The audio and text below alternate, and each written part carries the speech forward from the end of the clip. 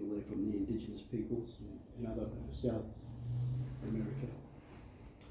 But in the ways in which he presented the difference, or the story of the difference through story, he added also that we needed 3 habits to ensure that we practice these things on a daily basis. And those 3 habits were: be curious, be present, reimagine. And it's part of the practice of difference, reconciliation, Christian, being Christian. And I don't think we do them, 3 of them very well, but they're the habits, I think, that we're going to be needed to embed ourselves into the gospel story or the gospel message in a way in which we can look at each other and be curious.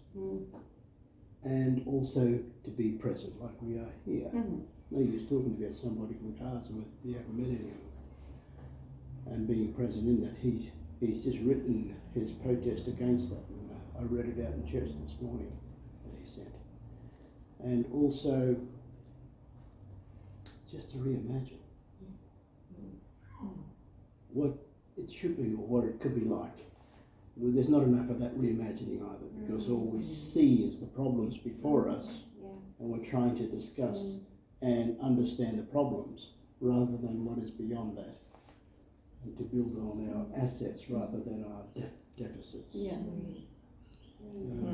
We as Christians are living in a false economy and a false realisation of what the gospel is about, many of us.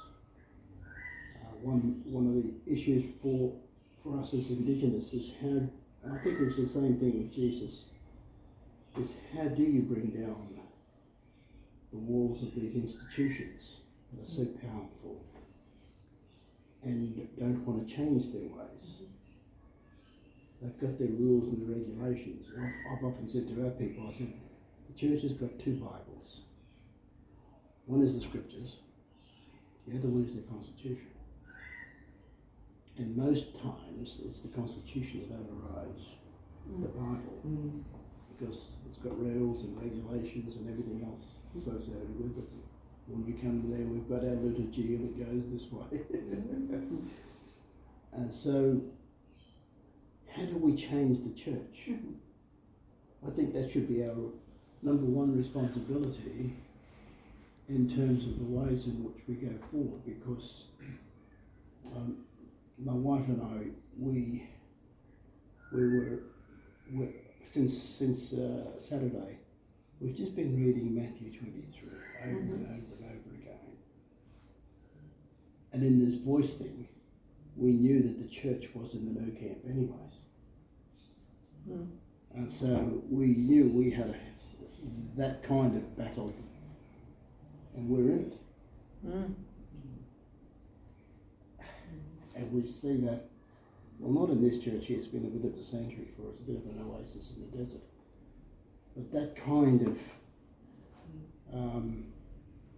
work around those 3 habits and in trying to reimagine what the church could be or should be. And is there a program of rolling out those habits? It's the difference program, isn't it? That's what they call it from Lambeth Palace, and we're using it in the reconciliation teams that yeah. Well, we're aware of it. There's a whole network of reconciling organisations, of which they are one. But is there a program of rolling out the kind of facilitating and the learning around that in these churches? There should be, and there could be. One of the challenges that we face, so I'm in the Diocese of Sydney. Yeah, this is Brooke just calling. She's just coming in, I think. Brooke, yeah, sorry. It's one of the most powerful institutions on the planet, this little thing here. And you're in glebe here, and as you know, glebe means land that's been gifted to the church. Yes, it's an interesting word to use for the area. It was. The first minister who came here, the first priest, was Richard Johnson. He was given 400 acres of Gadigal country. Yeah. And so that we're in part of that. But, it boggles the mind as to all of that kind of stuff.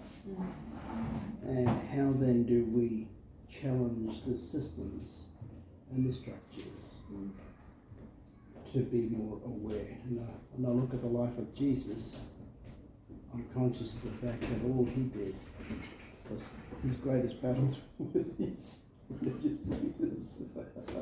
Certainly was. Deanne, can you just let Brooke know where we are?